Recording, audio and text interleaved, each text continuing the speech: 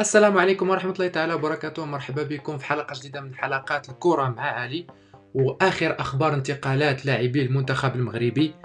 فإن شاء الله في حلقة اليوم غادي نشوفوا آخر صفقات انتقالات كل من أسامة العزوزي ورومان سايس، كذلك غادي نشوفوا آخر الأخبار على كل من محارب سفيان أمرابط، جواد لياميق وحكيم زياش.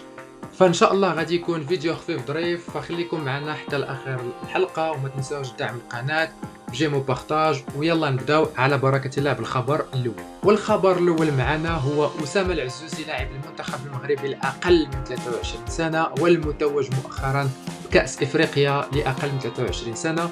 أسامة العزوزي تمكن من أنه يوقع رسميا لفريق بولونيا الإيطالي بعقد يمتد لحد 30 يونيو 2027، وقيمة العقد تصل ل 1.7 مليون أورو متغيرات اللي كتصل حتى ل 2.2 مليون أورو. فأسامة العزوزي صراحة بين على مستوى كبير في كأس إفريقيا مؤخرا، وكنتمنوا ليه النجاح والتوفيق في التجربة ديالته في الدوري الإيطالي ويقدر ينضم للمنتخب المغربي الأول. فكل التوفيق لأسامة العزوزي في المشوار ديالو في الدوري الإيطالي. والخبر الثاني مع الكابيتانو رومان سايس، واللي بداية الأسبوع انتقل رسميا من فريق بشكتاش التركي لفريق السد القطري. قيمة الصفقة كانت 2.5 مليون أورو بمتغيرات ما بين 3.9 حتى ل 6.5 مليون أورو. الصفقة غادي تمتد إن شاء الله حتى ل 30 يونيو 2025. فرومان سايس كان عنده عرض من فريق مارسيليا، ولكن قرر أنه يخوض تجربة تاع الدوري القطري، ممكن الأسباب عائلية، ممكن أسباب شخصية، ولكن في آخر المطاف كنتمناو كل التوفيق اللاعب رومان سايس ويكون في أعلى المستويات باش يعاون المنتخب المغربي. وغالبا كنظن أن رومان سايس غادي يعلن على الاعتزال الدولي ديالو من بعد كأس إفريقيا الجاية 2024 في الكوت ديفوار. فكنتمناو ليه التوفيق وكل النجاح إن شاء الله في هذه التجربة هذه في الدوري القطري، ويكون في أعلى المستويات باش يعاون المنتخب المغربي الأول. وفي الخبر الثالث حلقة اليوم عندنا اللاعب سفيان أمرابط لاعب وسط الميدان الدفاعي فريق فيورنتينا، واللي حاليا تحت أنظار العديد من الأندية الأوروبية على الرأس ديالهم مانشستر يونايتد، ليفربول وأستون فيلا. فحاليا بعض المواقع الرياضية الأوروبية قالت باللي سفيان أمرابط تم التوصل معاه من طرف ليفربول وأستون فيلا، وقدموا عرض أولي ب 26 مليون أورو.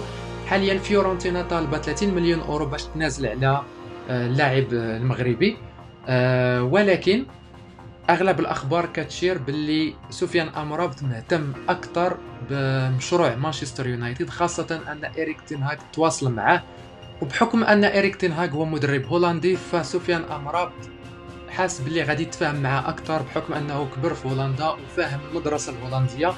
فغالبا بنسبة كبيرة سفيان أمرابط غادي يمشي لمانشستر يونايتد. ولكن حاليا مانشستر يونايتد من بعد ما تم الصفقات ديالهم اللي هما أندري أونانا حارس المرمى وميسن ماونت المتوسط الهجومي من فريق تشيلسي، فحاليا مانشستر يونايتد مركز أكثر على أنه يتعاقد مع مهاجم، وهما على اتصال مع فريق أتلانتا باش يتعاقدوا مع المهاجم هويلاند من فريق أتلانتا. فغالبا أول ما غادي يتموا هذه الصفقة هذه فسفيان أمرابط غادي يولي هو الهدف الأول ديالهم من بعد هذه الصفقة هذه. وكاينه اخبار بلي مانشستر يونايتد غادي يقدم عرض 40 مليون اورو لفيورنتينا. فكنتمنوا ان شاء الله ان هذه الصفقه تتم، وباقي شهر كامل على الانتقالات الصيفيه.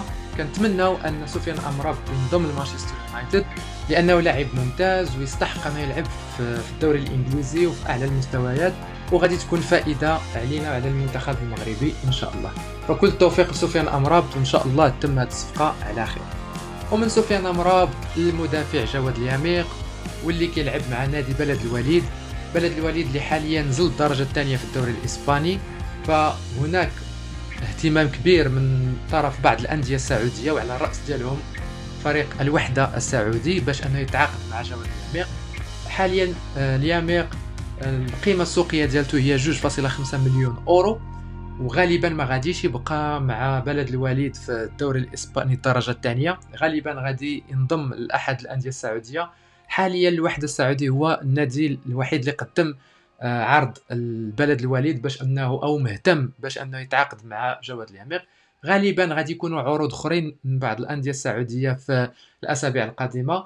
فغادي ننتظروا نشوفوا الخطوة الجاية ديال الجواد العميق، واش غادي يقرر أنه يخوض التجربة تاع الدوري السعودي، ولا أنه غادي يقرر البقاء مع بلد الوليد ويحاول أنهم يصعدوا عاوتاني للدرجة الأولى في الدوري الإسباني. وفي الخبر الأخير في حلقة اليوم وهو حكيم زياش ومسلسل المعاناة مع فريق تشيلسي اللي باقي مستمر منذ بداية هذا الميركاتو الصيفي. فكاينين أخبار رائجة باللي حكيم زياش تحت أنظار فريق نابولي الإيطالي وكذلك فريق ايفرتون، ولكن مع الاسف ما كاين حتى شي حاجه رسميه اللي كتثبت هذا الخبر هذا.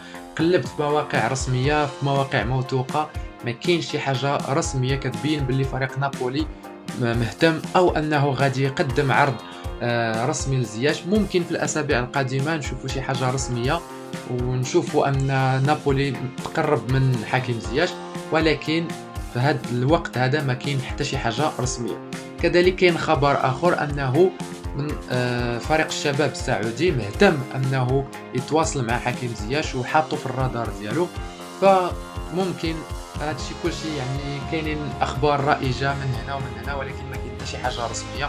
كنتمناو ان حكيم زياش في الاسابيع القادمه وفي الشهر الجاي قبل ما يسالي الميركاتو انه ينتقل لاحد الانديه ويضمن الرسميه ديالو، لانه صراحه الى بقى مع فريق تشيلسي في الموسم الجاي فراه غادي يكون عنده نفس المصير ديال الموسم اللي فات، واللي هو غادي يلعب في مباريات ولكن ماشي بشكل رسمي، غادي يبقى في الاحتياط. وصراحه هادشي ماشي في الصالح ديالو، ماشي في صالح المنتخب المغربي. فكنتمناو هاد القصه الحزينه مع فريق تشيلسي تسالي في اقرب وقت ممكن وحكيم زياش ينتقل لاحد الانديه. فهادشي اللي كاين في حلقه اليوم. كنشكركم بزاف على المتابعه ديالكم حتى لهنا.